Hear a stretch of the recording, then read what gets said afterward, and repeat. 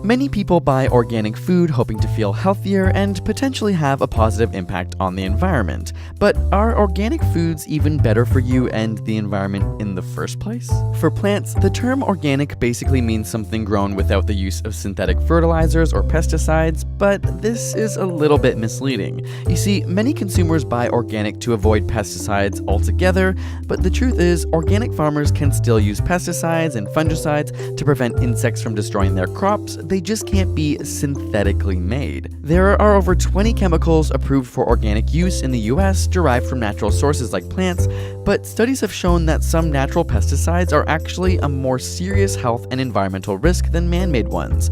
Not to say they're all bad, but simply that natural doesn't always mean better for you or the environment. On top of this, not all organic foods are even completely organic. If a label simply says organic, it only has to contain 95% organic ingredients. The label made with organic ingredients on items like bread may only contain 70%, while containing organic ingredients may only have 50%.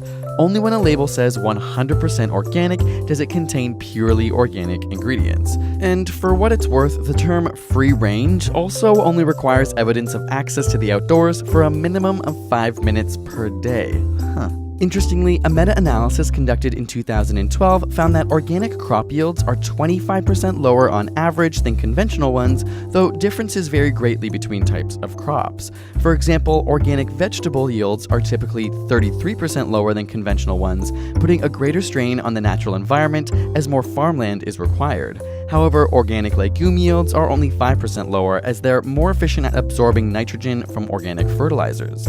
Of course, many organic farming practices like crop rotations and mixed planting as opposed to using monocultures are better for the soil and the environment. But are they better for you? After analyzing 237 studies, researchers concluded that organic fruit and veggies are no more nutritious than conventionally grown food.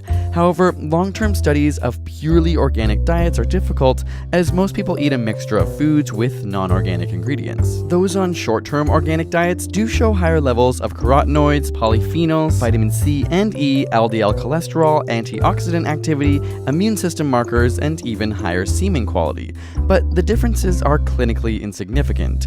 Children placed on organic diets for 10 days have lower levels of organophosphates in their urine, which in higher concentrations are associated with neurological problems, but both levels are orders of magnitude lower than the amount needed to cause clinical harm.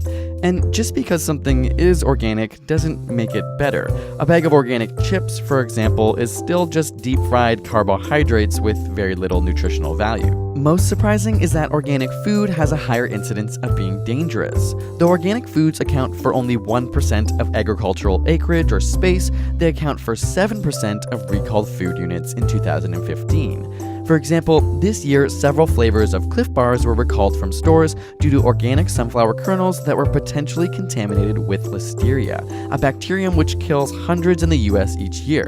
Another study found E. coli in 10% of organic produce compared to 2% in conventional ones. The truth is, eating organic foods can be good for you and in some ways better for the environment, but it's not the be-all and end-all. Production methods vary greatly for both organic and conventional foods from one farm to another, or from local farms to factory farms, and it's likely a combination of methods that will lead to the greatest results for your health and the environment. Organic and conventional foods can coexist and don't have to be at odds with one another.